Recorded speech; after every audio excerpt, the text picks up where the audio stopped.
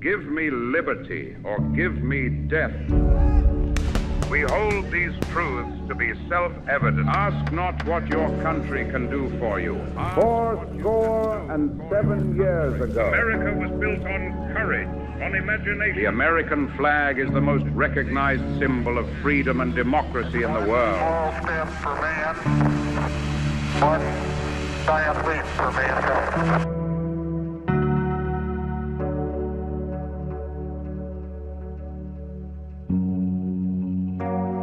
I want to begin with a document, 2 sheets of paper, handwritten in neat and deliberate hand. Most people have never heard of. And I think it tells you a lot more about the Lewis and Clark expedition than anything else that we could discuss. It was a cipher, a code, created personally by Thomas Jefferson in the spring of 1803, and sent west with young Army captain named Meriwether Lewis before Lewis had set foot on the trail.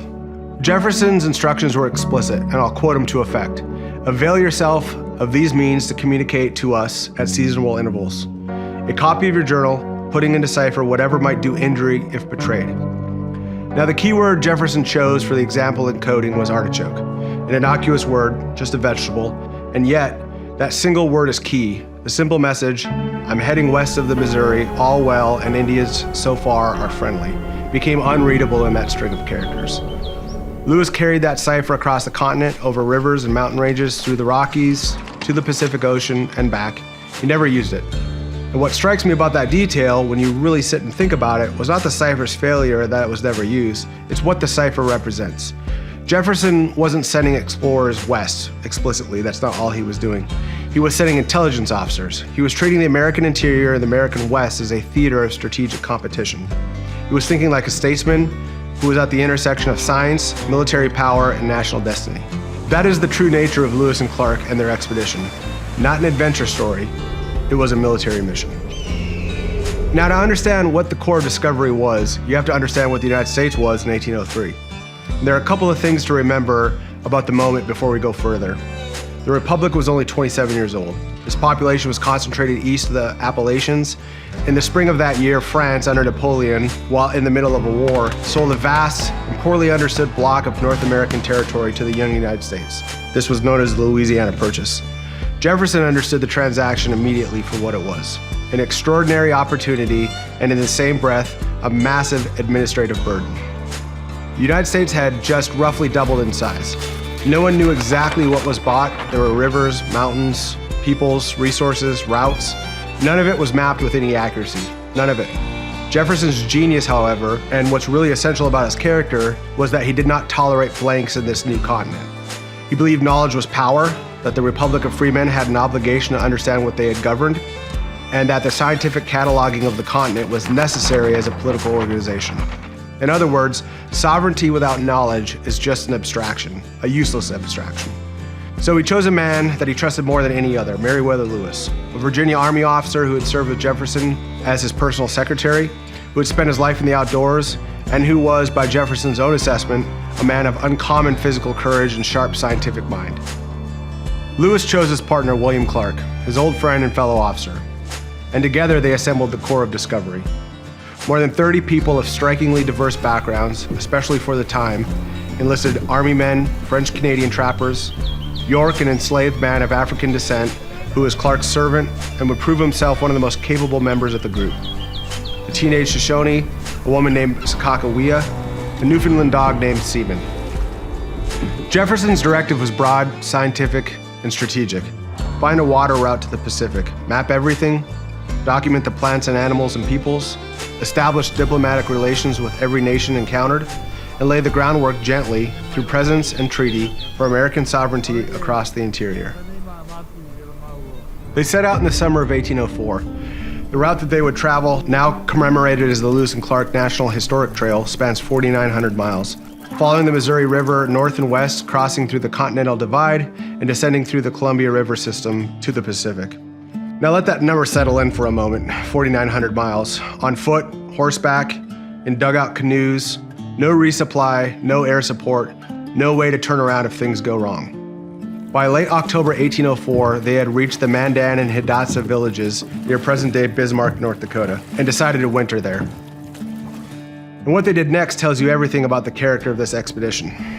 The construction of Fort Mandan stands as a monument to what disciplined men can accomplish while under pressure. In freezing weather, the Corps felled and finished over 800 logs of cottonwood, elm, and ash. Most of the men moved into huts on November 19th, with most of the roofs still unfinished.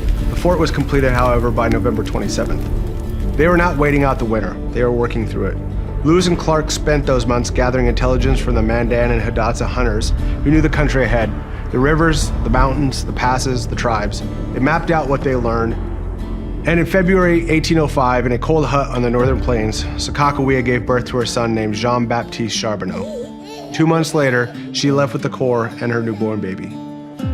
History has treated Sacagawea with both reverence and inaccuracy. She has been painted as a romantic guide pointing her way through the West, an image that, when you look at the documentary record, simply does not hold up. Her role is something more nuanced, more real, and ultimately, more remarkable. She was roughly 16 years old. She had been taken from her Shoshone people by a Hidatsa raiding party at the age of 11 or 12. Her husband, Toussaint Charbonneau, was hired. However, she was not on the payroll, but she was irreplaceable, and for reasons that are worth understanding one by one. First, her presence changed the diplomatic character of the expedition entirely. William Clark noted it plainly. A woman carrying an infant traveling with some armed men was an unmistakable signal of peaceful intent. She was, in Clark's own words, the thing that reconciles all Indians as to our friendly intentions.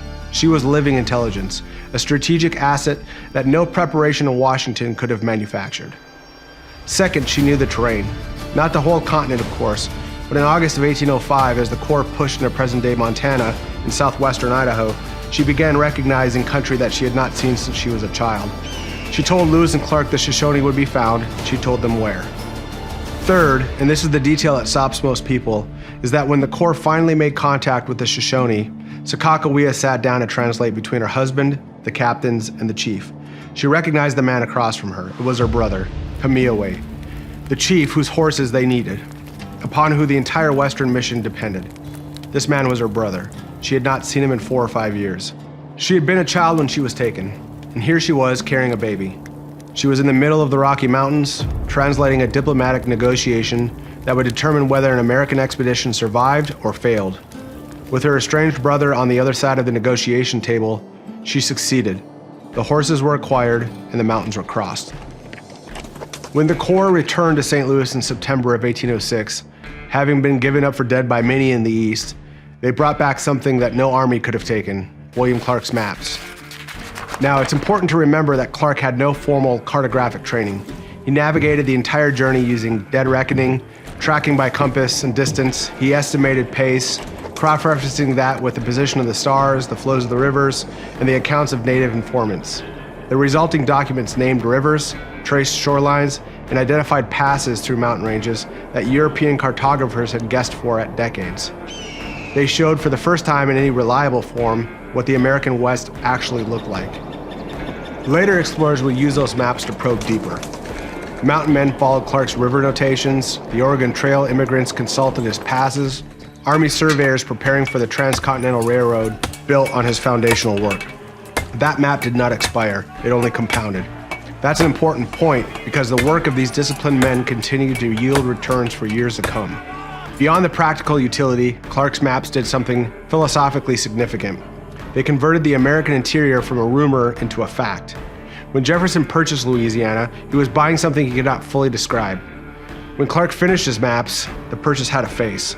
It could be understood, administered, and developed by free men operating in a free market of land, ideas, and enterprise. That is what maps do. They are not just paper. They're a claim on the future. They say, we've been here, we've seen this, we named it, and we will return. The Corps of Discovery also brought back scientific inventory that stunned the Eastern establishment, and I think we sometimes underestimate just how staggering this was. More than 200 plant specimens reached Philadelphia, a significant advance in botanical knowledge in one single stroke. 122 animals and birds that had never been seen or described before in Western science. The grizzly bear, the pronghorn antelope, the mule deer, the prairie dog, Lewis's woodpecker, Clark's nutcracker, all named after the men who first described them. The journals, 6 of which survived, covering every single day of the expedition, constitute what scholars have described as probably the best written and officially documented of all such governmental undertakings. The expedition succeeded because the structure Jefferson built around it was sound. Clear mission objectives, military discipline applied to scientific inquiry, and trust in the capabilities of individuals drawn from every corner of this new republic. All of them doing their part, all of them moving west. And when Clark finished his maps, he had done something no emperor or king could have commissioned in quite the same way. He had gone out as a free man into free country and brought back knowledge that he gave to the republic, not to a court, not to a dynasty, to the republic. That is what exploration means in the American tradition. I think about these things because they are the root system beneath everything we build in our company.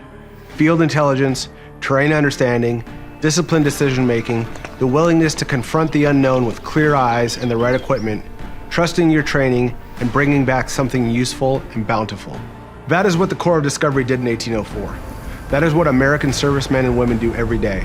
And it's what every person equipped with the right gear, moving through challenging country, is doing in their own way.